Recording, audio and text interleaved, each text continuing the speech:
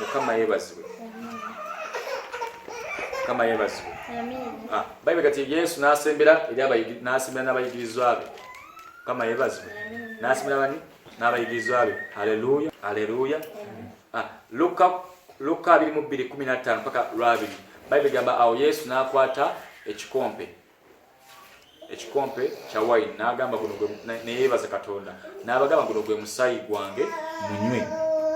Bible gamba bamala okunywa n'akwata omugaati ne yebaza Katonda n'abagamba guno gwe mubiri gwange n'agumenyamu n'abagamba mulye. Awo tugepa n'abagamba atya mulye. Mukama yebazibwe. Okukusembera gy'emirundi emeka? 4. Number 4 etegeeza Yesu ego twakirabye. Mujja kunya season 7. Twakirabye number 4 etegeeza Yesu. Ekikula Yesu pologoma ox omuntu ne ego empungu byebikola Yesu. Number 4 atugeva ate n'enjiri ennya mu ndagaano empya zezikola Yesu. Awo tugeva Mukama yebazibwe. Olunaku mweno wiki tujja kubalaga nga tabanaka ezimbibwa. Twabaga mukole empaji nnya muzisse maaso we muziyitako muddeho gate ye Yesu. Gate ye Yesu. Okuyingira wa Katonda, okuyingira mu bisuubizo, okuyingira mu byamagero, okuyingira mu bulamu obulungi, obulamu butalwala, obutafiisa. Yesu byekubo. Bible kati nze kubo n'amazima n'obulamu. Yesu ye gate eya buli kintu. Once kasobola okukkiriza Yesu nogenda eri gate eyo akugulirawo kubanga ye kubo. Akugulirawo ye mazima. Akugulirawo ye bulamu ye gate. Naye osobola kumuyingiramu, osobola kugenda ku gate nga toyise mu njiri ennya, nga tumaze kubuulibwa njiri, nga tumaze kukkiriza njiri ya Kristo. Ayo tugeva. Kyova nti n'endagaano empya ejjudde okusomesa ate nkadde teri kusomesa. Empya ejjudde okusomesa naye nga tonagenda mu kusomesa osookera mu njiri nnya zeziggulawo. Ayo tugeva. Lwaki Matayo yasooka? Kuba Yesu ye kabaka. Matayo yawandiika nti Yesu ye kabaka. Ayo tugeva. Ate ye kabaka gwe baali balindiridde wa Isirayiri. Kyova Matayo yakola ki? Yasooka. Haleluya. So abooluganda olina osooka okutegeera nga kyembadde mbannyonnyola nti lwaki tusembera. Mukikolenga olw'okunzijukira. Okikola lwa kumujjukira kwokka aba okikola lw'amakulu agakirimu. Abigeva ampuliza musembera ku makanisa gammwe n'osembera n'olya enkyukakyuka mu bulamu obwo. Lwaki osembera n'osira kyekimu? Kubanga oyinza okuba gwosi basaba n'osembera naye gwe okikola kubanga musumba akiranze, okikola kubanga buli muntu asembedde, n'otakikola nga anywa omusaayi gwa Yesu. Kubanga otegera amakulu g'omusaayi bw'otuka okusembera nga bakuwadde mirunda fruit oba wayini oyo, bw'oba onywa igolo okuba otegedde amakulu g'omusaayi olaleda ng'onywa musaayi gwa Yesu kubanga gwe gwatunaaza. Haligebba Bible lwaki abantu Bible babiriza okutegeera? Lwaki abantu babafeeze? Kubanga abantu tebalina budde bwa kigambo. Tosobola kuyiga kigambo kino kuba Bible kino mukiyige. Yoswa 1:8 nti ekitabo ky'amateeka Musa kyakulekedde Yoswa nti wangi kiyige.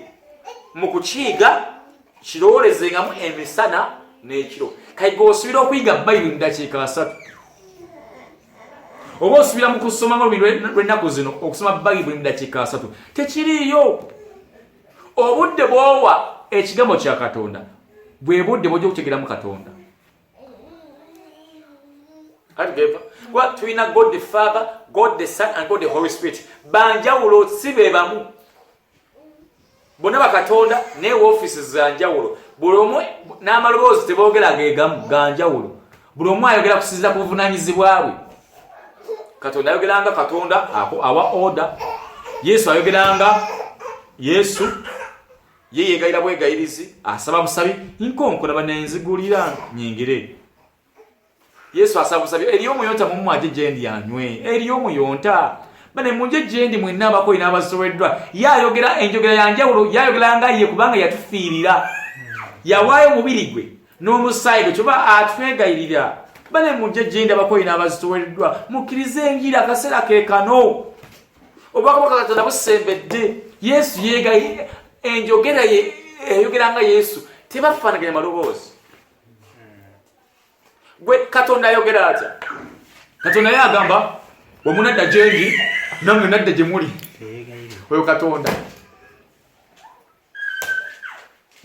Musa abuuza Katonda we banambuuza Exodus chapter ya 3.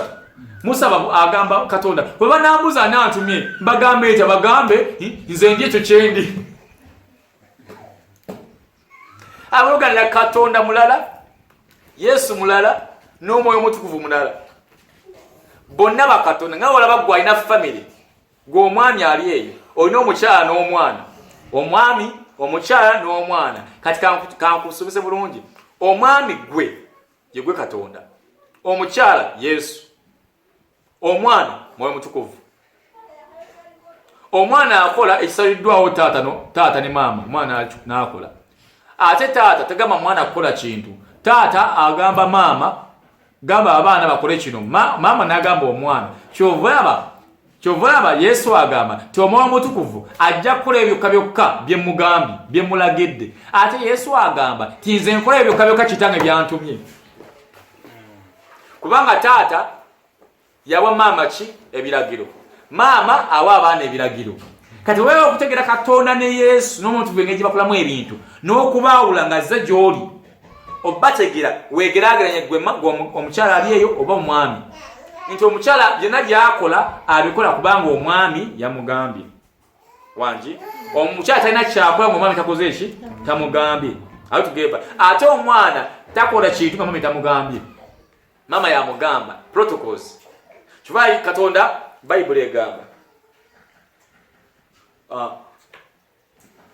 Adamu oluddawa nekwese anaye tiwekwese olidde ku kibala gwe mukazi gwe kikyokoze ate gwe omusajja kikyokoze kale omusota nkukolomidde togenda kujja kutambuza bigere nkuggyeko ebigere onoolyanga nfuufu. Era ensigo y'omukyala yekubetenta. Ensigo y'omukyala kyova olaba nti Mariamu mukyala yazaala Yesu. Yesu nsigo yabeteta Sitaani. Kyalagibwa mu Bayibuli ng'entandika Katonda yagamba Sitaani kubanga okemye omukazi so ensigo y'omukyala yeri kutta yeri kubetenta. Kyova Yesu nsigo ya mukyala yava mu mukyala ensigo eyo. How together? Kyalagira mu ndagaano ki? Kati sawa zino muli mu kutugunya Sitaani emizimu mugyokya mugikuba ne mugifuutula gibonaawona kubanga mugyokya omuliro. Lwaki? Kubanga muli nsigo eyava mu mukyala. Omukyala ayitibwa ani? How together? Mukama yebazibwe. Kale yebazibwe. Hebitwa Katonda Nowa ensigo nanga gisaanyaawo naye gwe onsanyusizza oyo Katonda. Bagenda kubasaanyaawo gwe onsanyusizza tegeka ekyombo oyo Katonda. How together? Ngina kakaliza Falawo omutima nkole ebyamagero. Mugaye Falawo ate abantu bange oyo Katonda. Ayogeza order. How together? Ayogeza command. Mukama yebazibwe. Katonda ayogeza command kubanga ye Katonda yafuga ensi n'eggulu yabitonda byonna yabifuga.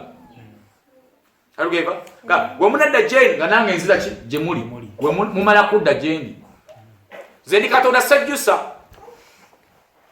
ayisenenya ekigambo kya sekituma ekirala tekikoze oyo mugambe gamba ani ono bamuyita mu Bayibuli gwe yawe emyaka gwe yagendako emyaka 15 Kezekiya ategeka ennyumba ye agenda kufa oyo Katonda wate wayogera.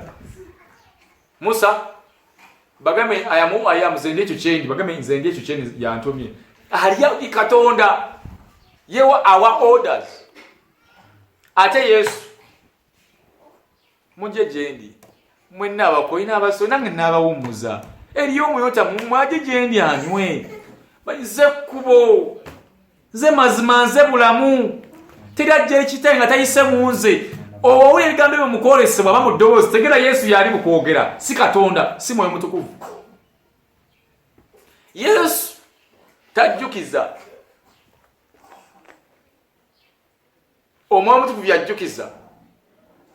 Aho tugenda Yesu takyasomesa takyajjukiza.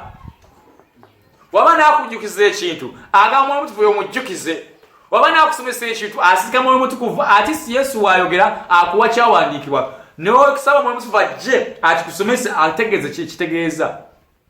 Wasi buvunaanyizibwa bwa Yesu kati bwani Yesu yaliwo n'asomesa ebyene biggwa n'asirika omwoyo mutukuvu n'asomesa okuyita mu bantu ebintu bya Yesu byebyo tirajja bikitange katayise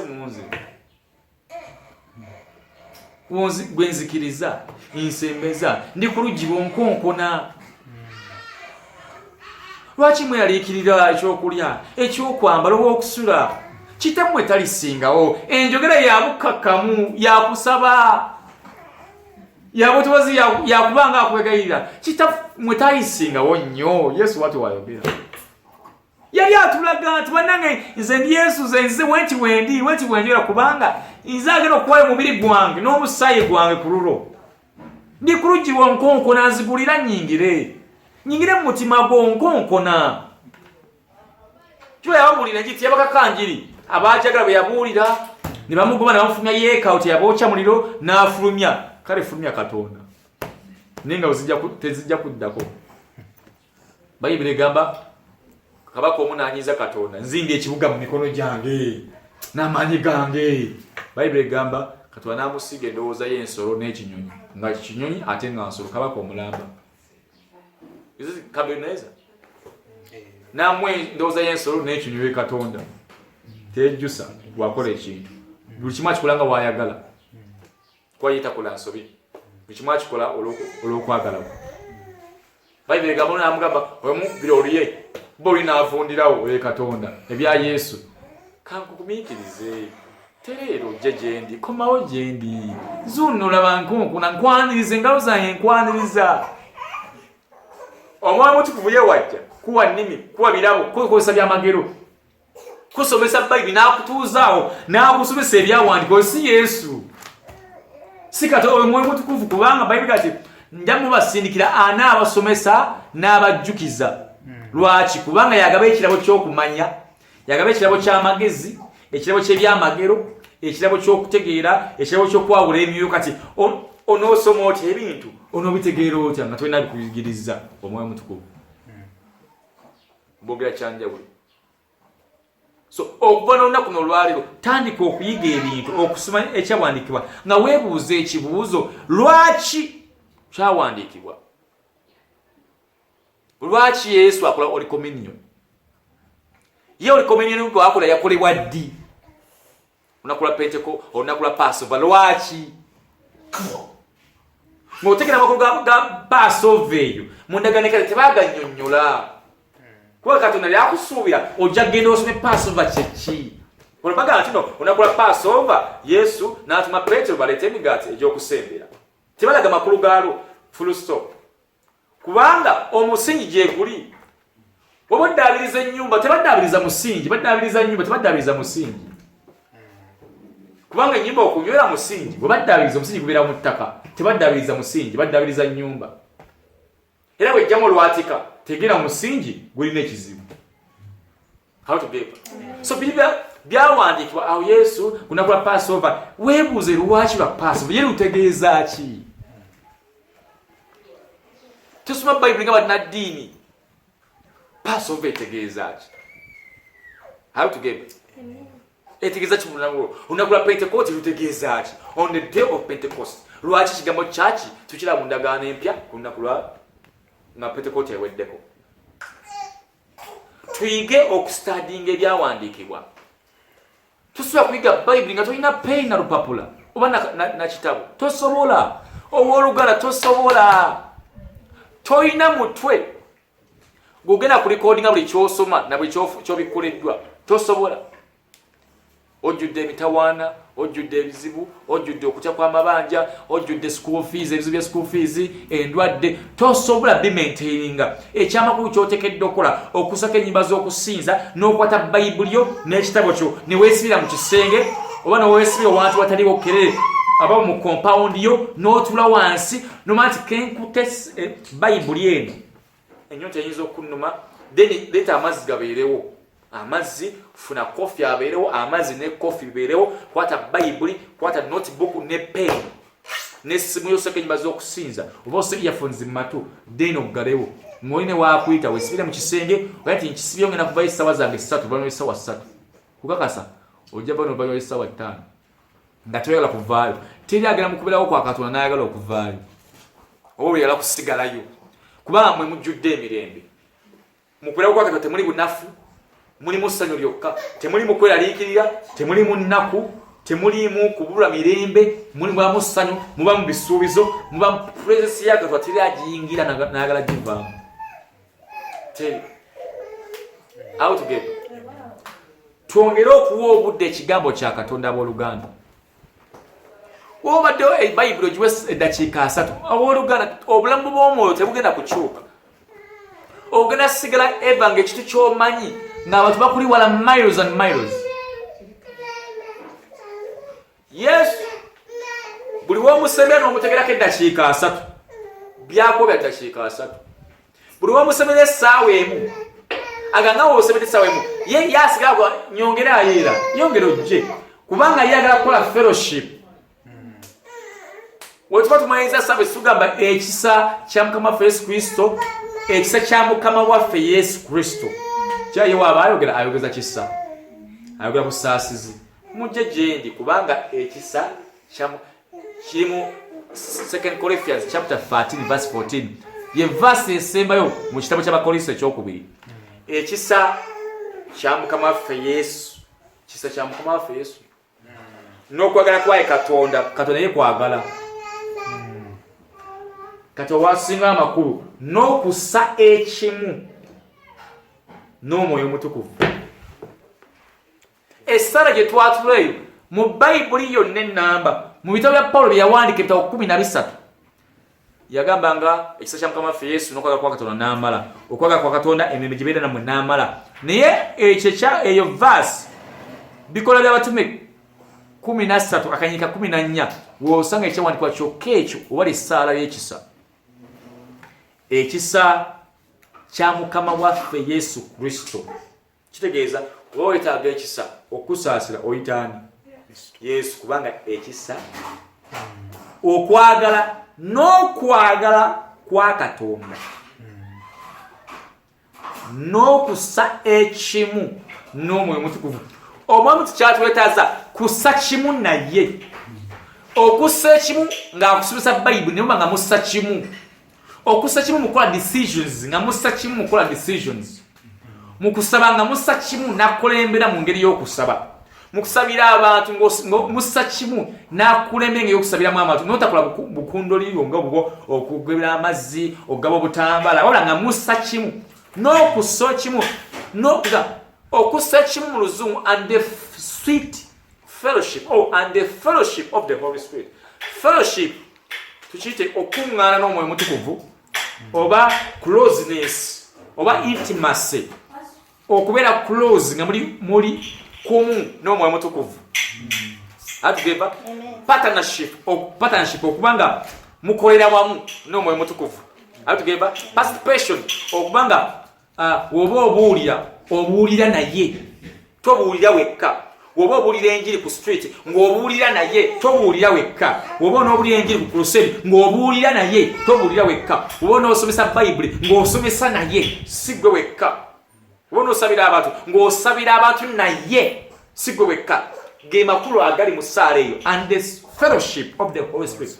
Fellowship ayo tugeva kama yebazi abaganda abatuwuliriza nga ngenda okumaliriza tubekule mu 2 Corinthians chapter 13 verse 14 ayo tugeva yebbaluwa eyokusatu ya Pawulo oba eyokuna ya Pawulo ebbaluwa eyokuna muvudde ku Baroma nodda ku 1 Corinthians then 2 Corinthians ayo tugeva 2 Corinthians chapter 13 verse 14 Bakolinso ekyokubiri chapter ya 13 akanyako okuna aka 14 kekasemberayo ddala algeva Bakolinso ekyokubiri chapter ya 13 akanyika 14 2 Corinthians chapter 13 verse 14 algeva May the grace of the Lord Jesus Christ, and the love of God, and the fellowship of the Holy Spirit be with you all. Paulo akyogera ng'atwagaliza fellowship kubanga ye yali agibaddemu nalaba asomesezza amakanisa mu butamanyabwe akoze ebyamagero mu butamanyabwe asabidde abantu mu butamanyabwe alweziza abaana nga Timothy Titus mu butamanyabwe ng'akimanyi nti nno abadde ne Omwoyo Mutukuvu omutuva mubikulidde ebyama by'endagaano enkadde ebyama ku Yesu ebyama Katonda ng'ategedde obuwoomi bw'okubeera n'Omwoyo Mutukuvu. Paulo era ategedde obuwoomi obw'okubeera n'Omwoyo Mutukuvu okukola naye ng'ategedde nti eva oba n'Omwoyo Mutukuvu tokoowa kuweereza teweemulugunya mu kuweereza teweetikka migugu mu buweereza aba akuggyeko omugugu. Paulo ng'akimanyi ti ne finances zeekolako zokka abaana bo basasula school fees abaana bo tebalwala olwa fellowship na Mwoyo Mutukuvu nga Paulo akimanyi n'agamba bannanga booluganda ekisa kya Mukama waffe Yesu Kristo n'okwagala kwa Katonda bannanga booluganda n'okussa ekimu okw'Omwoyo Mutukuvu mu lugendo luno lw'obulokozi tosobola kutambula nga tolina Mwoyo Mutukuvu. Lwaki era bw'aba ayogera in protocol asemya Mwoyo Mutukuvu. Omwoyo Mutukuvu ono kamba bulire fellowship kwa Bayibuli egamba nti ngeze wakitamu wali ebiki ennyumba nnyingi ngeze batekeratekera nkumawo mangu naye sibalese mwekka sibalese nga bamulekwa mbalese n'Omwoyo Mutukuvu. Buli muntu atalina Mwoyo Mutukuvu mu bulamu oba obulokozi oba mulekwa. Yesu oba yakulekawo dda oba mulekwa. Yesu agambye ti sibaleseewo nga bamulekwa sibalese mwekka nga taata waba n'abagenda okufa n'agamba mwana wange sikuleseewo sibaleseewo mwekka mbalekedde kojja wammwe oba mbalekedde maama wammwe. Kitegeeza maama wo yeekyamuwa maama taata yakundekera. Taata wadde omusaba school fees katono nosabanga maama wadde omusaba sente za pocket money katono nosabanga maama. Lwaki? Taata wabadde agenda okufa agambye ti sikuleseewo wekka nkulese ne maama wo. Taata wabadde agenda mu safari kukola agenda mu America kukola oba Indonesia kukola oba Saudi Arabia abaana bange nja bawulizanga naye nja kukwiranga maama wammwe essimu abampe njogere nammwe wangi ngenze mu America. Taata wagamba abaana be ngenze naye nja kwogeranga nammwe bulijjo okuyita maama wammwe. Wati Yesu yagamba nja kwogeranga nammwe bulijjo era nsigadde nammwe okuyita mu Mwoyo Mutukuvu nayogeranga nammwe okuyita mu Mwoyo Mutukuvu era oyo ajja kukola byokka bye mugambye okukola. Kati taata gamba maama timbalesi nja kwogeranga nammwe musafari nja kubiranga maama wammwe abampe twogere. Yesu oba n'ayagala okwogera ffe akozesa Omwoyo Mutukuvu n'ajja gy'oli n'akusembeza kumpi ne Yesu n'akubula ebyokwetereza Yesu n'aloka ajja gy'oli ne mwogera. Agamba sibaleseewo nga bamulekwa mbalekedde Omwoyo Mutukuvu temuli bamulekwa mbalekedde Omwoyo Mutukuvu. Anaakola ki? Anaabasomesa anaabajjukizanga. Kati bw'oba tolina Mwoyo Mutukuvu tajja kujjukiza tajja kusomesa ojja sigala nga obula bubuzi kubanga abantu bange babuze lwakubula kumanya. Watu oyogera Mukama awogana ampuliriza abampuliriza. Bw'oba tolina Mwoyo Mutukuvu oba mulekwa oba mulamba ogutambula kubanga Omwoyo Mutukuvu ye bulamu ye ssanyu ye kwagala ye bugumiikiriza ye bukakkamu ye mirembe ye ssuubi. How together Omwoyo Mutukuvu byolaba ebirabo omwenda yeye ekyobukakamu ekyo byonna kwagala ye kwagala. Kasi kajja gy'oli akuleetera mirembe gy'oli. Kasi Omwoyo Mutukuvu akujjula n'atula munda mu ggwe oba toli mulekwa oba mwana wa Katonda. How together oba tolina Mwoyo Mutukuvu oba ne Yesu yafa wabanga yamuwa obulamu kitegeeza amukuwadde nawe akuwa obulamu oba omuggulu obe nga mwogerezeganya. Kibala Paulo agambye and the fellowship of the Holy Spirit nti n'okukuŋŋaana kw'Omwoyo Mutukuvu kubeere nammwe mukuŋŋaanenga bulijjo ng'Omwoyo Mutukuvu waali kubanga ebyakimanyi omulembe gwe tulimu gwetaaga okumanya bulijjo ate okumanya ebintu ebipya bulijjo. Fellowship etegeeza ebintu mukaaga oba musanvu. Ekisooka presence waga kino and the presence of the Holy Spirit kyategeeza And the fellowship of the Holy Spirit ategeeza and the presence of the Holy Spirit. N'okubeerawo kw'Omwoyo Omutukuvu kubeere nammwe okubeerawo kwe kubanga ye wajja n'abeeramu ne mula presence nga zze mwogera mu nnimi. Omwoyo Omutukuvu presence ye wejja mu kitundu abalwadde batambula bawona, wajja mu kitundu abalema batambula, wajja mu kitundu abazibe b'amaaso balaba, wajja mu kitundu Omwoyo Omutukuvu presence ye yokka ekaabya emizimu, presence ye ejjawo obunafu bw'omubiri, presence ye ewonya endwadde. Kasikejja ng'oli mulwadde presence ejjawo obulwadde n'ekuwa amaanyi, presence ye ejjawo obwavu ey'Omwoyo Omutukuvu. Kyebata fellowship kitegeeza fellowship oba presence oba sharing together, and the sharing together with the Holy Spirit be with you. Tino okusharinga oli mu Bayibuli ne musharinga oshenga otana Omwoyo Omutukuvu ogaba nti watu Katonda yagala ensi n'okuwa n'omwana we n'okuwa n'omwana we omuyekka n'obuuza ekibuuzo lwaki yawaayo obuuza Omwoyo Omutukuvu bwe yabiwandiika ng'akozesa abantu nini n'akuddamu ti yawaayo kubanga yali abaagala nnyo kubanga yali abaagala genda obikule olabe Adamu mu Genesis. Adamu yayonoona n'agwa mu lusuku nini asigala ng'amwagala n'asigala ng'amulabirira n'asigala ng'amuliisa ng'amusinikira abantu kwagala muli mu kusharinga na Mwoyo Omutukuvu munyumya. Bayibuli ati Katonda yatanga ku nsi ne banyumya nani? Ne Adamu mu bufunze yatanga ku nsi ne basharinga ne Adamu. Omwoyo Omutukuvu jjukira ava eri Katonda. All together. Ekyokusatu ngambe ekisooka fellowship kitegeeza ekisooka fellowship, ekyokubiri presence, ekyokusatu sharing together, ekyokuna participation. Ekikuga nti waba ogenda okubwekera nga muweereza naye, mukola naye, business yo mugikola naye, mugiteesa ogiteesiza naye, ogiplaninga naye, abaana bo obasabira ng'oli naye, obulira enji naye, osumba naye, si wekka wala musumba naye. Remember, ekyokutaano intimacy with the Holy Spirit. The word intimacy kitegeeza closeness, okubanga omusemberedde muli close n'Omwoyo Omutukuvu mweri mwenna kubanga atuula mu Bayibuli kati nno temukimanyi nti ye emibiri gyammwe yeekalo y'Omwoyo Omutukuvu mwatuula all together. Kati watuula munda mu ggwe eba closeness, mufunye closeness naye. Oba ogenda kufuna agenda kwa naga atogenda bagenda kuttirayo, oba ogenda diringa n'omutega todiringa naye mufere agala kufera. Lwaki? Kubanga muli close.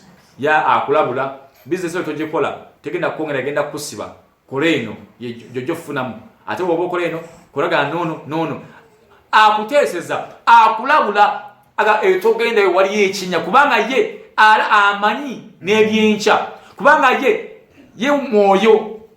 Omwoyo Omutukuvu adduka mu speed yali asogenda mu America sometimes ngali wano ngali neri buli wamu wali kitegeeza n'egyogenda okugenda enkyamanyiiyo. Woleta okola closeness naye agenda kukulabula. Tojja kunakola mistakes in decision making. Ojja kukula mu mwoyo, ojja kukula mu decisions zokola, ojja kukula mu kutegeera ne mu kumanya olwa closeness. Kwa yajja okubanga yafuga obulamu bwo. Abantu nga ajja kuwa ekirabo kya discerning spirits ekyokwawula emyoyo nga oyoga mumwewe guti osikulagana naye ng'akuwa limiti eri abantu kulogana n'abantu ng'akusembeza abantu abatuufu nga bakuleeta mu bulamu bwo kubanga closeness tayagala muntu agenda kukosa kuba wakukosa ajja kuba akosezza lye. Ageva kibata intimacy, closeness of the Holy Spirit. Number maker. Number 5. Number 1 ngambi the fellowship of the Holy Spirit. Number 2 the presence of the Holy Spirit. Number 3 the sharing together. Number 4 the participation with the Holy Spirit. Number 5 the intimacy or closeness. Together. Number 7 the friendship of the Holy Spirit. Friendship. Omwoyo Omutukuvu ayagala kukola mukwano naffe. Together. Number 1 fellowship. Kyekyawandiikibwa kitegeeza may the grace of the Lord of Jesus Christ, the love of God, and the fellowship of the Holy Spirit. That's number 1, fellowship. Number 2, the presence of the Holy Spirit. Number 3, the sharing together with the Holy Spirit. Number 4, the participation with the Holy Spirit. Number 5, the intimacy with the Holy Spirit. Number 6, the friendship of the Holy Spirit. Omukwano, nga mulina omukwano gwebuziba. Ng'omuyita wa mukwano ja good morning Holy Spirit. How are you Holy Spirit? N'omubuuza how was your day? Kubanga akola nnyo, akola kuva ku makya, akola teebaka. N'omugamba olunaku lwaliro olubadde lutya? Katonda agamba Sitaani obadde wa nti mbadde mpita ayita. Kuba balina friendship naye nga tanaba kumugoba. Kati n'omwoyo omutukuvu kyayagala kubanga batugambe nti mbalekedde omwoyo omutukuvu kakyagala nga woyagala nnyo mukyala wabeere mukwano gwo, nga woyagala president abeere mukwano gwo, nga woyagala mwami wabeere mukwano gwo, yagala nnyo n'omwoyo omutukuvu abeere mukwano gwo. Friendship. Kubanga bamukulekera ayagala kuba wa mukwano nga munyumyamu, akunyumize ku byensi gy'avudde emirimu gy'akola, akolera ku byabadde akola ng'abikozesa. Ayagala mukwano naawe. Make a close friendship with the Holy Spirit. Are you together? Amen. Number 7, and the communion with the Holy Spirit. N'okusembera wamu n'omwoyo omutukuvu. Communion. Communion. Are you together? Communion. Maki etegeeza? Communion. Okigendako n'okola ku research. Etegeeza okusharinga ebirowoozo n'embeera. Kibayita communion. Bwe twasembera ne Yesu yali atuwa tusharinga ebirowoozo bye n'embeera. Kitwayise emotions oba feelings. Kibala omuntu akola ekintu ng'onna munyiigira naye Yesu nga yabadde amusanyukira naye ne weesanga omusanyukidde feeling mwasharinga naye mwakola Holy Communion naye. Omuntu n'akola ekintu ng'onna kumukyawa naye nga Yesu tasobola kumukyawa alina mugamba oyo musonyi naye ne weesanga omusonyi lwaki olwokuba communion ne Yesu gye mwakola. Communion ne omwoyo omutukuvu weesanga omuntu omusonyi lwa communion gy'olina n'omwoyo omutukuvu kubanga communion kitegeeza okusharinga ebirowoozo ne feelings. Nuba ngolowooza nga omwoyo omutukuvu nalikoze ekyo kintu naye kansobola kwebuuza Katonda kubanga omwoyo omutukuvu kyalowooza nti bwe kimu kyakola asobola kwebuuza ku Yesu. Communion kitegeeza okusharinga ebirowoozo ne feelings. How together? Hallelujah. Mukama yebazibwe. Mukama yebazibwe. Presence etegeeza ki? The state of being present. Presence instead of being okuba nti waali okubeerawo okwo. Are we together? Are we together? Amen. Mukama yebazibwe. Amen. So buli olaba ekyawandiikibwa ekyo friendship kirimu ebintu 7. Olina okukwata buli ebintu 7 buli kimu ekyo